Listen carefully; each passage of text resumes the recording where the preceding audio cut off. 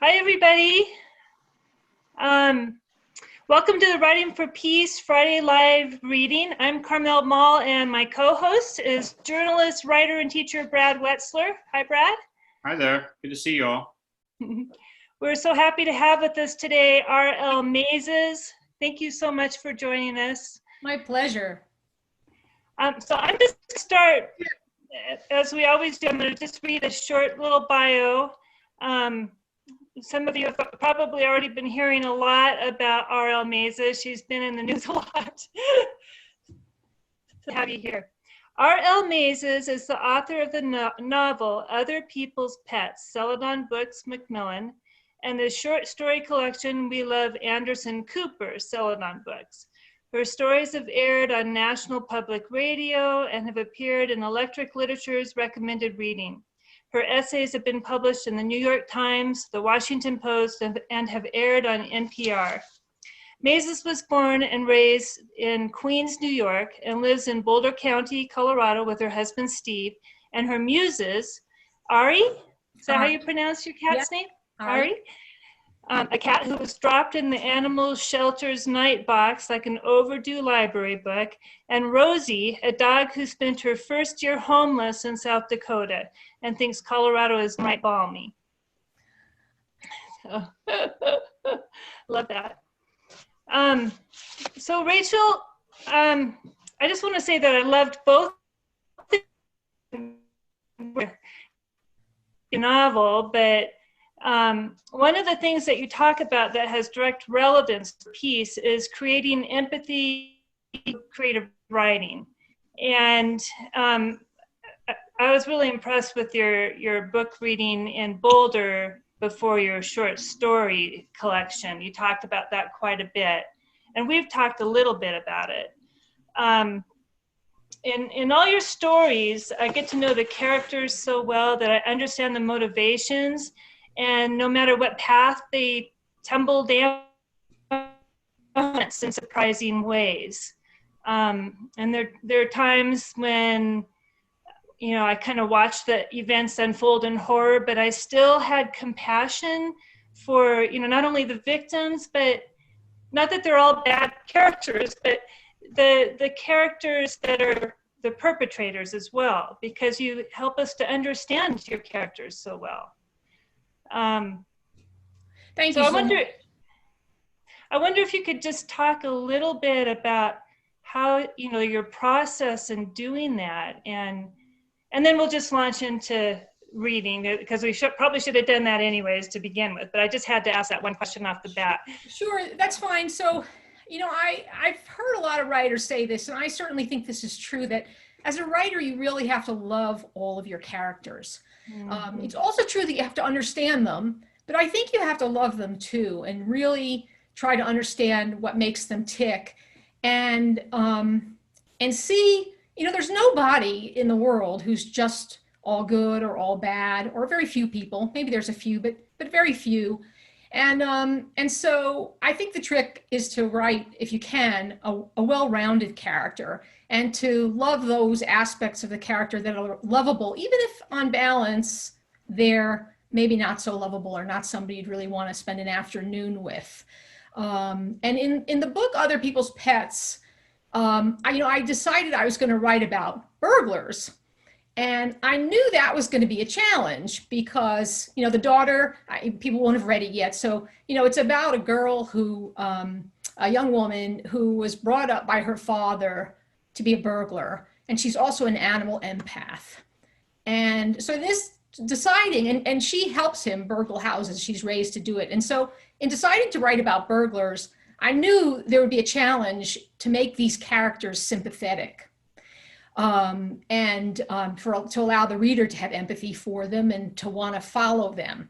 So around for 300 pages. So with Lala, the daughter, it was a little easier, I thought, because, well, she's an animal empath. She takes care of animals. That's one of the things she does when she burgles houses. She takes care of the animals in the home. So, and also her mother has abandoned her.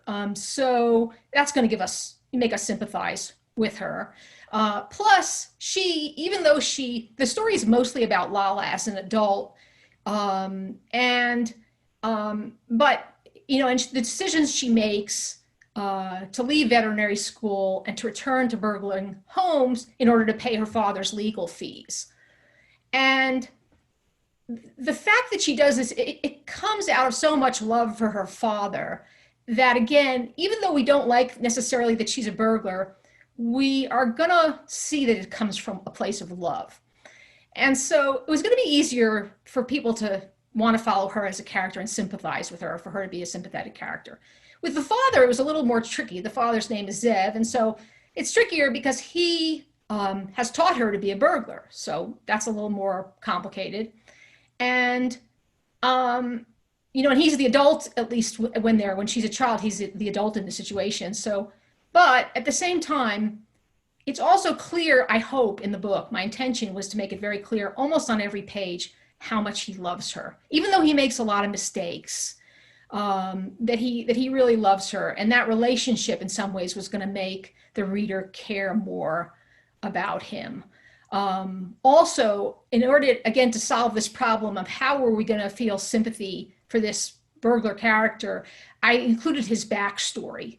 So we would understand what was it that made Zev become a burglar in the first place. And I think that helped to make him a sympathetic character. Anyway, I'm going to read two very short scenes from the book. And again, the book mostly takes place when the adult character, Lala, has decided to leave veterinary school to go back to burgling houses in order to raise money for her father's attorney fees.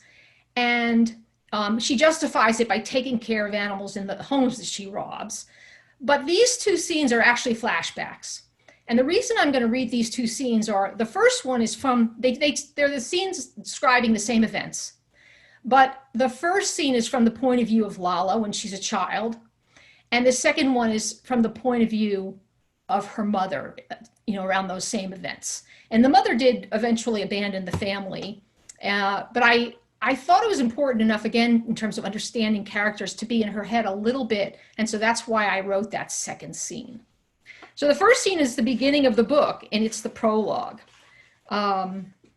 Prologue, winter, 1999. 1 minute, Lala joins a flock of geese, skating across the lake as they fly overhead. And the next, squeak, crack, she plunges into darkness. Her snowsuit inhales icy water and clings to her, weighing her down and threatening to pull her under. Though she tries to tread water, her skates are too heavy. She opens her mouth to scream, and the lake rushes down her throat. Just when she thinks she'll drown, she sees her mother. Mama, she gurgles. But the woman who calls herself mother turns and skates away. Frigid black water tugs at Lala's ankles, pours concrete into her muscles. She goes under. Still and cold, it's the loneliest place she's ever been. Too dark to see anything that might thrive there. Perfectly silent until the sharp bark of a dog cuts through the water, summoning her back. Maybe help has arrived. Remembering swim lessons her father gave her, Lala gathers her strength and frog kicks to the surface. 10 feet away, a black dog awaits her. She swims toward him, reaching the edge of the hole in the ice. Hands on the white mass, she pushes as hard as she can, but can't raise herself. She frog kicks again, desperate to stay above water. The dog howls. Urged on by the animal and no longer alone, she presses her arms against the surface of the ice, but lacks the strength to lift herself out. Exhausted, the cold stiffening her muscles, she waits to sink again. But this time, she doesn't go under. The arms of her jacket have frozen to the ice. That's all she remembers. Later, she learns, a man and woman arrived to skate. They found the dog keeping watch, Lala unconscious, attached to the ice. On her cell phone, the woman called emergency services, who rescued Lala. The dog bounded into the woods before anyone could reward him. No one knew whose dog he was or where he had come from. It wasn't until Lala was being loaded into an ambulance that her mother returned. She had gone to get help, she said. So that's the beginning of the prologue. And now I'm going to read another scene, again describing some of the same events, but this time from the point of view of the mother. Before Zev left for the locksmith job, he dressed Lala in a yellow snowsuit, a woolen hat, 2 pairs of socks, and boots. Alyssa wore a pair of Zev's snow pants over her jeans. Tossing their skates into the trunk of her car, she drove to the lake. When they got there, Alyssa pulled on Lala's skates. So I should have said Alyssa is the mom. When they got there, Alyssa pulled on Lala's skates, the girl complaining they were too small. She always found something to whine about. Alyssa considered taking her home right then. Later, she would tell Zev she wished she had. Before she let Lala skate, Alyssa walked a ways out. The ice was thick and blue, safe. They'd had a warm spell earlier in the month, but the past week temperatures had dropped again. She put her own skates on. At first they stayed together, flying over the ice. Lala's cheeks turned pink.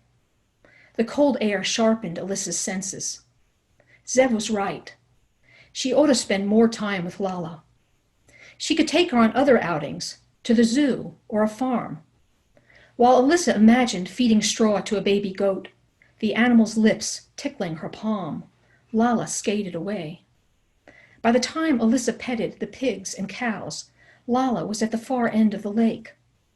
Alyssa saw her briefly and then not at all. Fear threatened to immobilize her, but she forced herself to skate as fast as she could. Lala had dropped into a hole in the ice, its edges jagged and thin, translucent. 10 feet away, Alyssa stopped. If she went any closer, the water would swallow them both. Alyssa didn't want to die on the lake. She barely lived, her life consumed by a family she didn't want. She turned and skated toward the car. So that second scene I wrote very late in the process of the book. And the reason was I felt like, Alyssa is absent for most of the book. She's abandoned the family.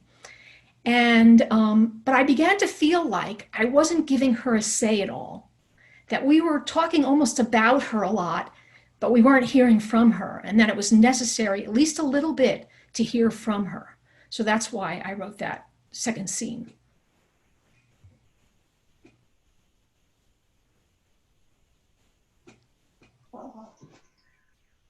That's both of the scenes are so powerful in different ways. The second with the mother, and you can see she cares. It's not like she doesn't care.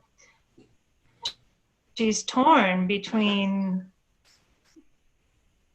the love of herself and the love of her daughter there, and it's hard to understand, but you can't help but have a level of compassion for her as the story progresses, partly based on that scene and kind of everything that comes around it. Are there questions from anybody? I don't see. If you have questions, actually, I think we could people, if you wanted to go ahead and ask Rachel a question. Let's see. Sure, Rachel, I'll jump in. Oh, go ahead, Philip. Go ahead. Oh, Brad, go ahead. Phil. Yeah, I ask this question every time we have a reader, a writer reading to us, and I'm always curious about. You talk about empathy for your characters. What do you think much about the reader? I think I come from journalism where we do think a lot about the reader, and I'm curious in your process if that comes up for you. I think a lot about the reader. And so part of the reason I think a lot about the reader is, like I was describing earlier, in terms of, I wanted these to be sympathetic characters, and I had to decide what did I need to give the reader in order for these to be sympathetic characters. So that's one way in which I think about the reader. But I also think about the reader because I like a kind of writing that doesn't hold back too much, but doesn't give too much either. I like the reader. I think the reader likes to be engaged in doing some of the work while they're reading. And so I think that's always a really tricky balance between giving the reader enough in order to understand what it is you as a writer want to say, but not giving them so much that you're beating them over the head with it, or that they don't get to create some of the work themselves in their own mind. So I think about that a lot too. Yeah, I mean, I think writers are thinking about readers all the time, because again, you have a story in your mind and you want to get it out there, and so you have to be really careful through drafting and redrafting that what's in your mind is getting on the page to the extent that you can make that happen. I mean, that's a very good, that's a very compelling answer. And it makes me think of one other thing, which is that that's very powerful writing about nature. And it's almost as if the landscape is part of the story or is a character of the story. It's something that both people have to negotiate. And it can kill both people, you know, if they're careless or unlucky. I mean, Yeah. did you conceptualize that as part of the story, or is that just, you know, part of you know, the setting that you're working with? Yeah, I don't think I necessarily separate those two things. I really agree with you. I think the setting is part of the story.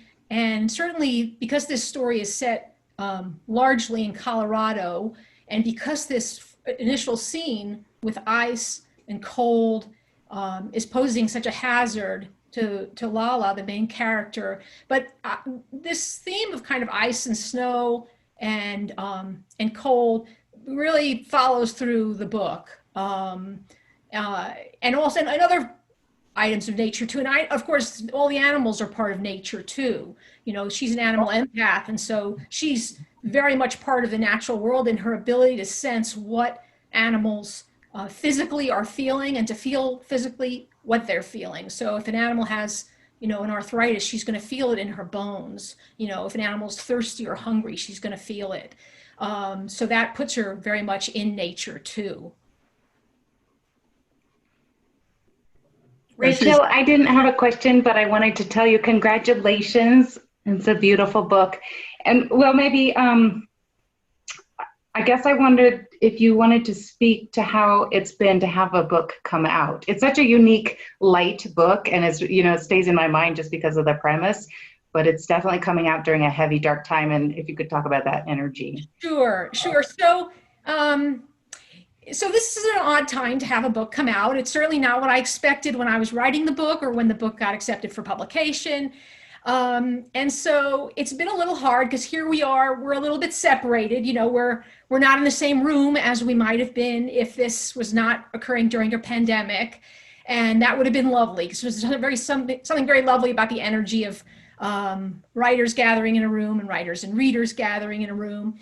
I do want to say, though, that I've done a lot of virtual events, and there's something lovely about the virtual events too, and that is that they're a little easier for people to attend, and also even more so they stay online, so that there's kind of, you know, people can dip into them after they were live. And for sure, almost all of my events have been attended by more people virtually than would have attended live. I mean, for sure, more people have watched the video. So that's a real nice silver lining, even though it's not, yeah, you know, I didn't necessarily expect that, but that's, and they'll be up online, you know, I won't say forever, but they'll be up there for people to find and watch and discover. And so that's been a real silver lining. As far as the book, so the book is definitely, I don't want to say it's necessarily a lighter book, because I don't want to mislead people, and there's some very heavy stuff in the book. But it is kind of, there are definitely light parts to it. There are funny parts to it.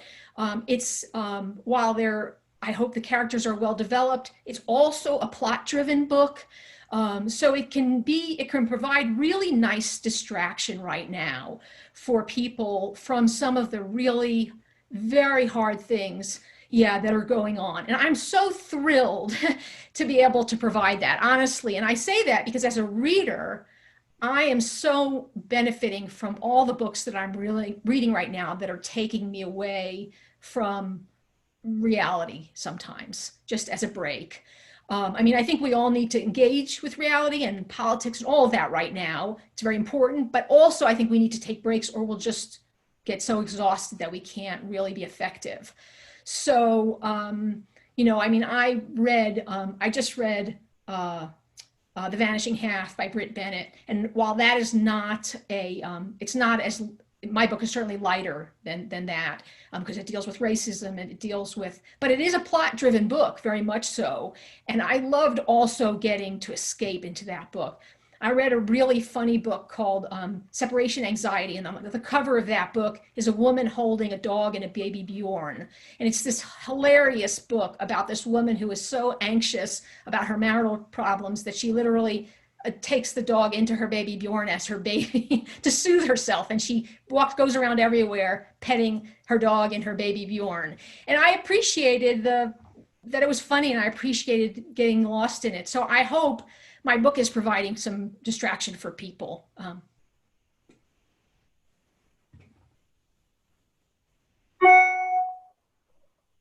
Rachel, I'm curious, in these harder times, where this is taking you creatively right now. What's boiling for you right now, and what are you working on? So I started a new novel that, and I don't really want to, and I'm not even sure if I'll continue it, but I wrote about 20,000 words during this time on a new novel that's about something that happens on the internet generally that really bothers me. And just in general about how we're not careful on the internet and the terrible things that can happen because of that.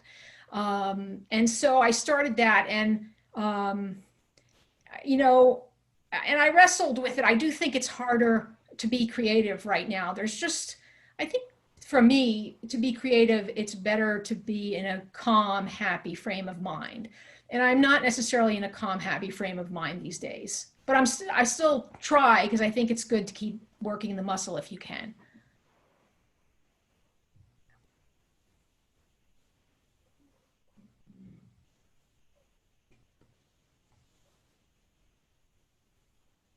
Another Are you question. still? Go ahead, Carmel. Well, I was just on what you're asking there. I was just wondering, are you also working on any short stories, or just really concentrating on novels now?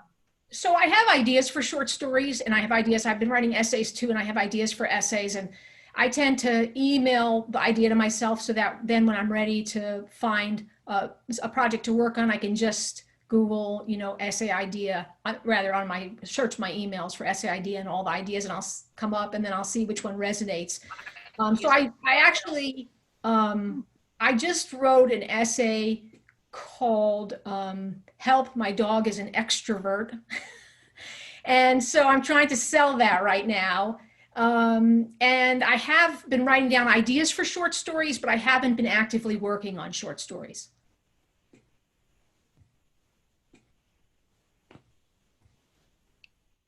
I guess I'm also curious, you've done so well with both fiction and nonfiction. Can you talk a little bit about the different muscles those use and how you shift from one to the other, and how you think about the two different genres, and how you succeeded so well at both of them?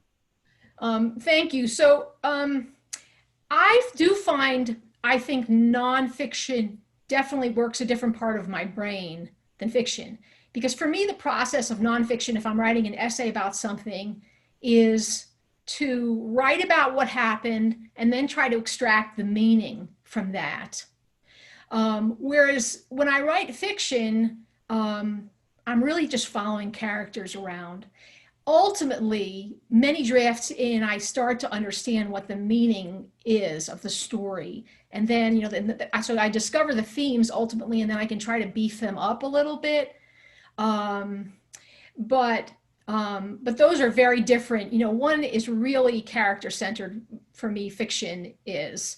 And And nonfiction is just maybe there was something that happened. I might have seen something, heard about something, something happened to me, and I can't let go of it.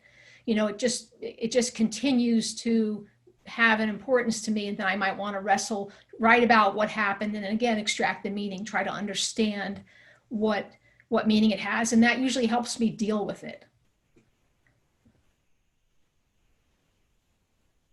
I was thinking about your characters because they seem to kind of flash back to themes in American culture, American popular culture that are with us right now.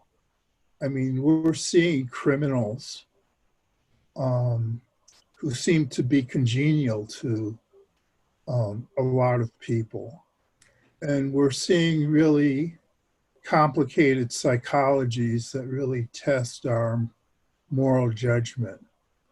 I mean, do you think that you're refracting some of the themes in American culture that are going on right now? That's a really interesting question. I don't know is the answer. I mean, obviously, right, these are criminals, but I have to tell you, I like my criminals. I like Zev and Lala a lot more than I like the criminals that are right now, some of the criminals that are in politics. I feel like Zev and Lala, though they're certainly not benign, especially Zev is not benign, and Lala's not benign either. They're taking things, and as we see, Zev is not benign based on, I don't want to give things away, but things that happen in the book. But I still think that maybe I have more sympathy for them. I have more sympathy for where they're coming from. I just feel like they're not as without feeling than some of what's going on in our society these days, is so without feeling. Talk about empathy. I mean, it's so without empathy, separating children from their parents at the board. I mean, it's just some of the stuff that's going on. I could never write about that in fiction. There's no way I could write round characters who do those things. I just couldn't. I wouldn't be able to find, it would be very hard to find their humanity.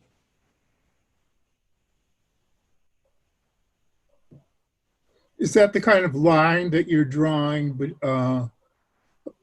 your bad people, whether or not they're retaining some kind of humanity with which one can empathize? Yeah, I think so. Yeah, I think those are the characters I write. A lot of my characters get into trouble. A lot of my characters go the wrong way. They do. They choose the wrong actions all the time. But I think it's really important to me that they have an essential humanity, that the reader can see it, because we as people do the wrong thing all the time. But hopefully when we do, we try to fix it, or there's some attempt over our life to make it better or pay it back, in some way. And I don't necessarily see that, unfortunately, in large parts of the society right now. And I'm not talented enough to write those characters. I just, I would want to, as a writer, I'd be too mad at them. Curious how your training as a lawyer comes into play in your writing. I'm just, you draw from a cast of characters you knew back when you're practicing, or and also how you think about characters. I'm wondering about that.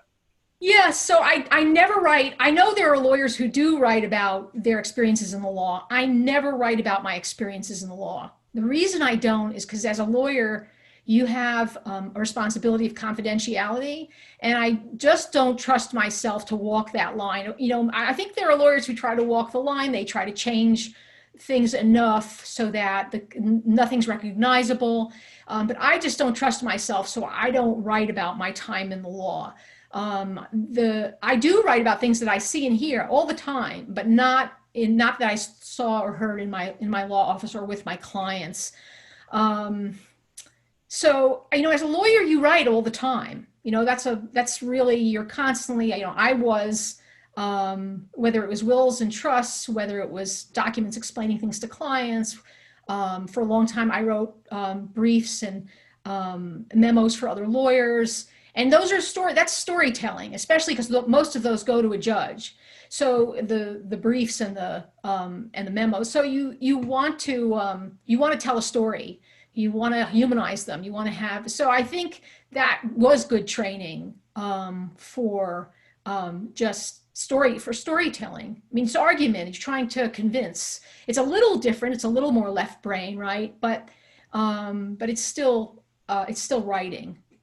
What did it teach you about human character, though? Anything?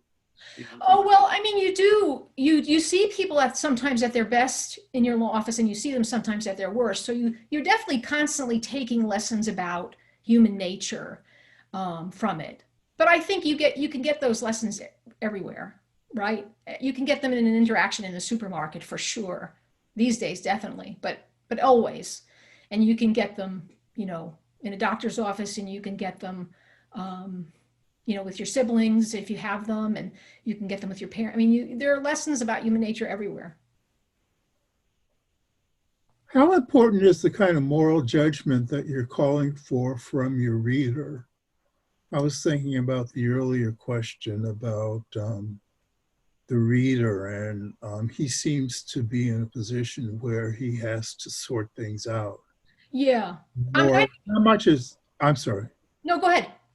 I was just wondering how important is that the strategizing you do to set those problems up for your reader?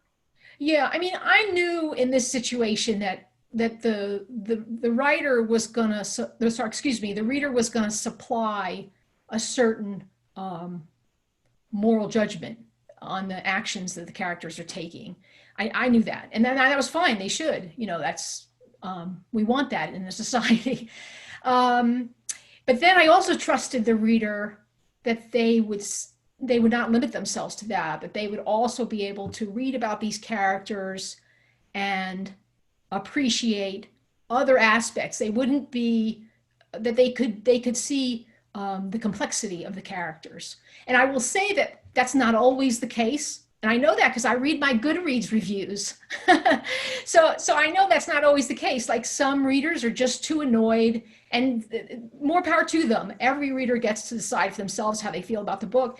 And some of the readers are too annoyed that my characters are burglars to see the other aspects of their character, and that's not the right book for them. But definitely some readers can also appreciate it and enjoy the characters and enjoy the other aspects, whether it's Lala's animal empathy, whether it's the love they have for each other, whether it's the hijinks that go on in some parts of the book. Mm-hmm. Mm-hmm. So there's some scenes with Lala being an animal empath. One where she finds a fur coat in a closet, and she could make a lot of money. She puts it on, and she can feel the ermine suffering, and she throws that away and wads it up and throws it in the back of the closet. And the animals that she helps, all the way down to the smallest little critters, and there's a really, and the veganism, that she can't bring herself, flesh. And I'm thinking about, especially our young writers who might take something from that about a cause that they feel strongly about. So you're not preaching to anybody, but there's lessons to be learned through the empathy of walking in this character's shoes. And I wonder if you could say something about that especially for young writers and writers of all ages who are just sort of honing their skills and trying to figure out how they can accomplish some of those same things successfully. Right. That's such a tricky thing. You never want to preach in fiction. You don't. Yeah. At least I don't want to preach. I shouldn't say. Maybe there are writers who could, you don't want to. But you can definitely have characters who have different values, some better values, some worse values. And through that, characters' values and the actions of the characters and the inner life. And I'm just going to shout out right now, you know, Laura said something. Laura was one of my first writing teachers, Laura Pritchett, who's here on the Zoom panel today. So she was one of my first writing teachers, and she taught me how important it was to really go into the inner life of the characters. And it's something I never forget when I'm writing. And so through exploring the inner life of a character who has certain values, then I feel that's a way to get across a point of view without preaching. And in some ways, I feel like it's even easier to do it with a character who, well, maybe only the character has to be round. Otherwise, it's preaching. You know, if the character is just all good and all joy and all light and just always saying the right thing and doing the right thing, one, they're not really believable, right? Because people aren't really like that. We're not all good. But second of all, they're not interesting. You know, if we then we can predict, right? They're always going to do the right thing. It's much more interesting to have real three-dimensional characters. And when three-dimensional characters are wrestling with those issues, whether it's an issue of animal rights, then all of a sudden you can explore it without it being kind of in your face to the reader.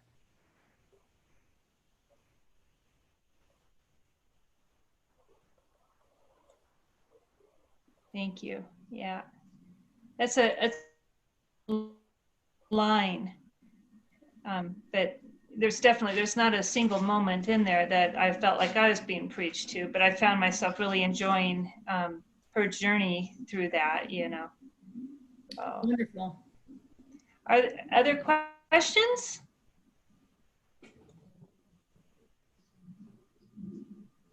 What writers who explore moral questions? I'm sorry, is somebody else on the line? No, go ahead, Phil. What writers that explore moral questions interest you? Can you say it again? What writers who explore moral questions interest you? Well, so certainly, I was just talking about The Vanishing Half by Britt Bennett. That's a huge moral question. If you haven't read it, I don't think this is giving away too much, but you know, it's about twin African-American sisters and who are light-skinned, and one makes the decision to spend her life passing as a white person, and one makes the decision not to.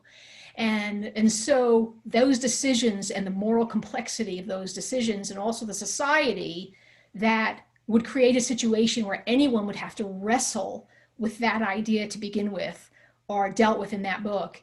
And it's an unbelievable, I mean, it's just a fantastic book, and it's a fantastic way to show kind of what it was like for African Americans in the 50s, and how racism, you know, could devastate families at every level, and drive people's decision making. So almost, you know, taking away.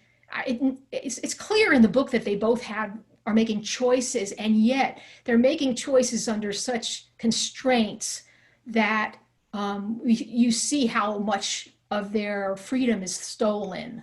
And so that, I mean, that's Britt Bennett's amazing. I immediately read The Mothers after that, and that was another great one. So she was certainly somebody who, you know, who I enjoyed and took a lot from. When I was growing up, I read Chaim Potok. I was growing up as an Orthodox Jew, and I was raised that way. And Chaim Potok was a writer who wrote about identity. And he wrote about these characters who struggled with their identity as Jews versus humans in the world, whether they were artists or whether they, you know, whatever life they wanted to lead, and the constraints that being Orthodox was putting on them.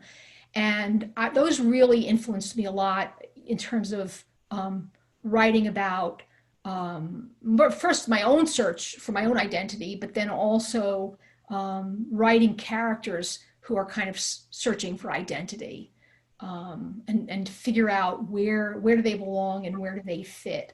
So he was really, his books were The Chosen, The Promise, My Name is Asher Lev. I think there was another one, but those three really had a huge influence on me growing up. you know, and again, definitely struggling with, in his books, it's a religious versus self, you know, the right to develop as yourself apart from the religion, you know, and in ways the religion might not value, like becoming an artist. You know, in Orthodox Judaism, I'm not sure there's, you know, there's a value to learning, you know, studying the Torah, and there's a value toward keeping God's laws, but there's not necessarily a value in becoming an artist. And so in My Name is Asher Lev, there's a character who's an artist and who's an Orthodox Jew and has to fight to live his own truth. So again, I mean, books where I'm trying to think what other, you know, I mean, there's so many good ones. Song of Solomon. I mean, you know, there are the best books, not mine necessarily. The best books wrestle with, you know, the moral issues of the time. I don't think my book is that kind of book. You know, it's a different kind of book. There's a little about veganism and obviously, but those are the best books. I think they're the hardest books to write. Mm-hmm. Mm-hmm.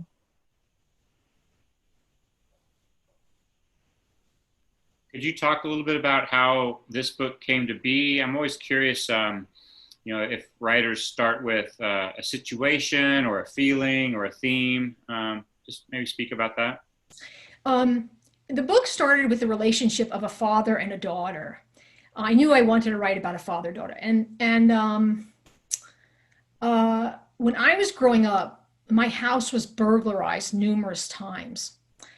And once when I was in it, and I was in it together with a friend, I was about 12 years old, and I was in it with a friend, and we heard someone coming up the stairs, and I just assumed it was my dad. I assumed he had come home quietly and not said anything, because he wasn't the type of person who would yell, "Honey, I'm home." So I assumed, so I was like, "Hi, Dad," calling to the steps, and then I hear, "Oh shit, there's somebody here." And I hear footsteps going down the stairs, and we ran into my parents' room, we locked the door, and I called 911, and for 5 minutes until the police came, I was screaming, the police are coming, the police are... And they finally came, and the burglars had fled.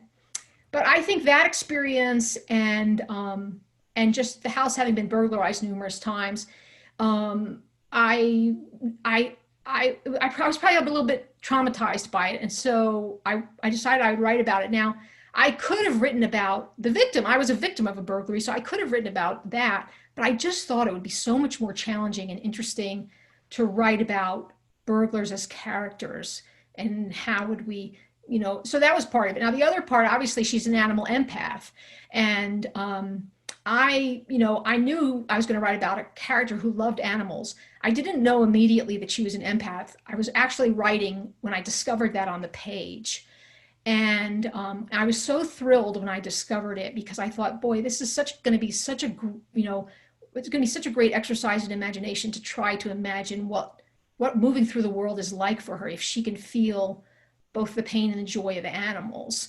So I thought it'd be a tremendous challenge. And then I thought it would be really fun for the reader also to follow her around for 300 pages, seeing the world through her eyes as someone who has those feelings.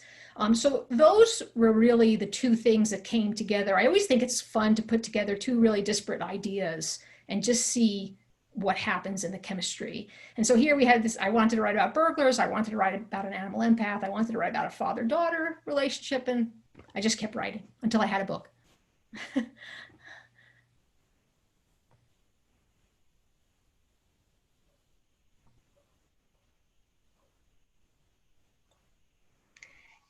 Can you talk a little bit about, I know you studied all kinds of different craft, you know, workshops and fellowships and things, but can you talk a little bit about your journey? You know, a lot of our young writers are from all over the world, so I'm sure they'll find it interesting. My journey to become a writer, is that what you're asking? Yeah. Yeah, so I wanted to be a writer when I was young, but I didn't become a writer. I worked in publishing for a little while, and then And then I became a lawyer, and I practiced law for a long time, and I stopped writing entirely until I was about 40.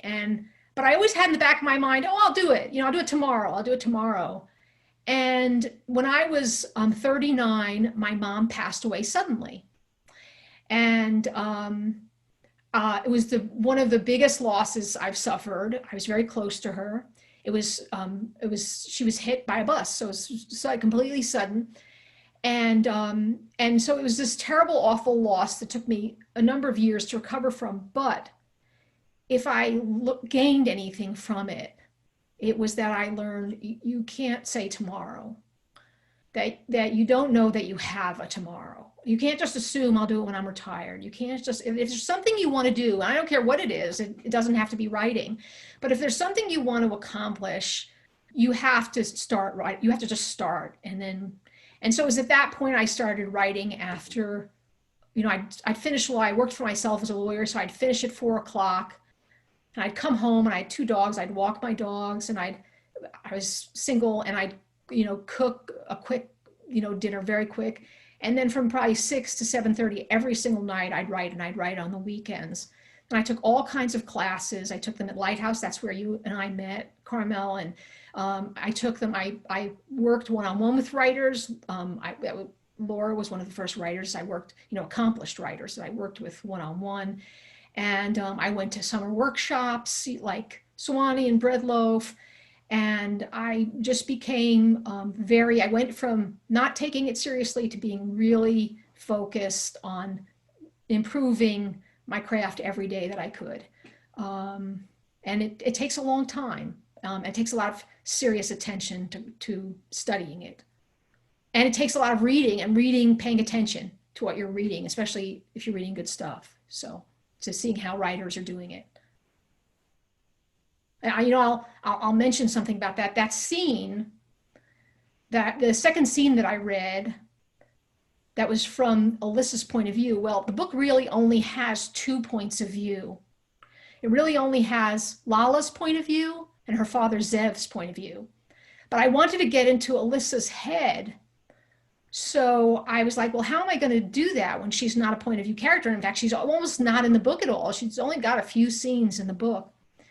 And I had once read a book, I'm sorry I'm not going to remember it right now, but I had once read a book where the author had solved that problem. And the way they had solved it was that they had a point of view character imagining what that character was thinking and feeling. So I didn't start from that point in the book, but in fact, the only reason we're in Alyssa's head to begin with is because Zev is imagining what happened on the lake, including imagining Alyssa's thoughts and feelings.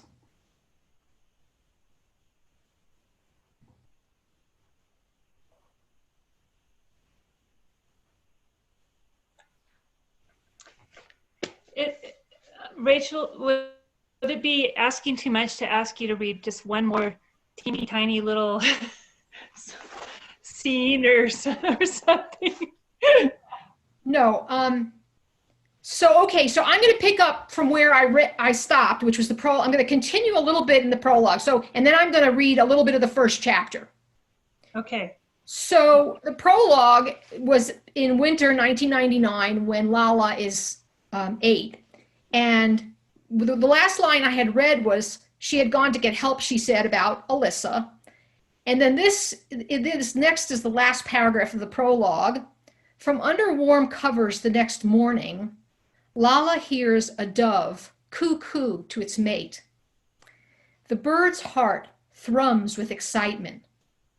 When her own pulse takes up the beat, Lala doesn't know what to make of it. Chapter 1, Fall 2015. In exam room 4, Lala rubs the silky muzzle of a Labrador retriever named Duck. A woman who looks to be in her 30s pales as she points out a lump on the Labrador's side. But focusing on the dog, Lala barely notices the woman's anxiety. She takes a history and performs an exam. Soft and movable, the growth is probably a harmless lipoma. What do you think, the woman says? Lala knows better than to offer a diagnosis before the resident has seen the patient. I'll get the doctor, she says. With a 22 gauge hypodermic needle, Dr. Munn extracts cells from the lump. Though nowhere near the tip, Lala feels the prick as it goes in. The doctor shows her the cells under a microscope, then gives the owner the good news. It's a benign fatty tumor, just as Lala suspected. Pleased to give the dog a reprieve, Lala remembers why she loves her work, even the general practice rotation, which others find dull. Her exhaustion from working 12-hour days fades. Color returns to the owner's face. I don't know how to thank you both, she says. We're glad to help, Dr. Munn says. When Lala is silent, the doctor clears her throat. She turns to Lala expectantly. Glad to help, Lala parrots, already thinking about her next patient. An hour later, Lala prepares to place an IV in a border collie's cephalic vein. The dog must have eaten peanut butter biscuits in the waiting room.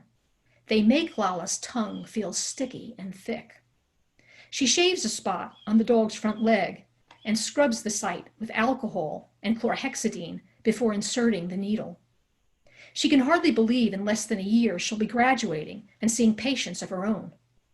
When the phone in her pocket goes off, it isn't the ringtone for her fiancé Clem, doctor, doctor, give me the news, or her father Zev, run, daddy, run, so she puts it out of her mind.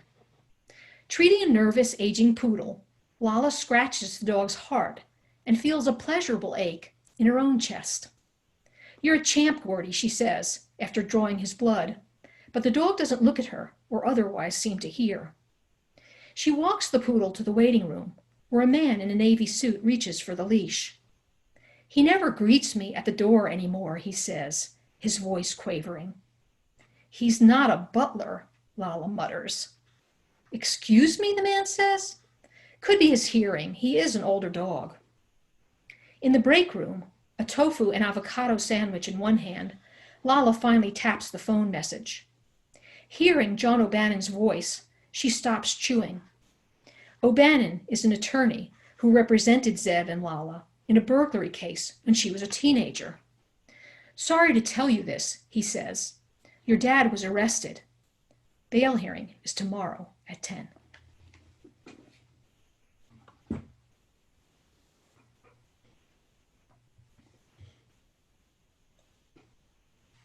That's great. You definitely pull us right in. Glad. I'm glad. Are there any other questions for Rachel? Oh, well, let's just chat. This is wonderful. It's just been so great to have you here, and I'm just so happy to hear all the good news about your book. It's very well deserved. It's an excellent, excellent read. Thank you so much. And yeah, if anyone chooses to read it, I hope they enjoy it. And yeah, I will say that if anyone is thinking about writing a novel, you know, it's one of the hardest things I've ever done, and also one of the most rewarding. So I highly recommend just going through that process of writing. You know, it doesn't have to get published, just that experience of writing, you know, the story and revising it, and learning about yourself and your characters while you're writing it is really just, you know, even more than the publication, honestly, the accomplishment of doing the work. But Carmel, you know what I'm talking about, so. Well, a little piece of advice to anybody who wants to read your books. Just, if you haven't already, just go and get both of them and save yourself a trip. Thank you. Well, Rachel, it's just been wonderful having you on, and I'm glad we can still kind of follow what you're doing on Facebook a little bit. That's kind of fun, and it's always, almost every day, a good chuckle. You have such a great sense of humor. At one point, Rachel said, I forgot to credit ibuprofen. I'm gonna have to write another book now. that's so I just want to thank everybody for joining us today, and thank you again, Rachel. And we posted when your next book comes out. I hope you're writing very quickly. No, I'm not. But thank you so much for having me. Thank you to everyone who's attended, and everyone be safe and be well. Thank you. Have a great weekend. Oh, thank you, Rachel. Bye-bye. Bye.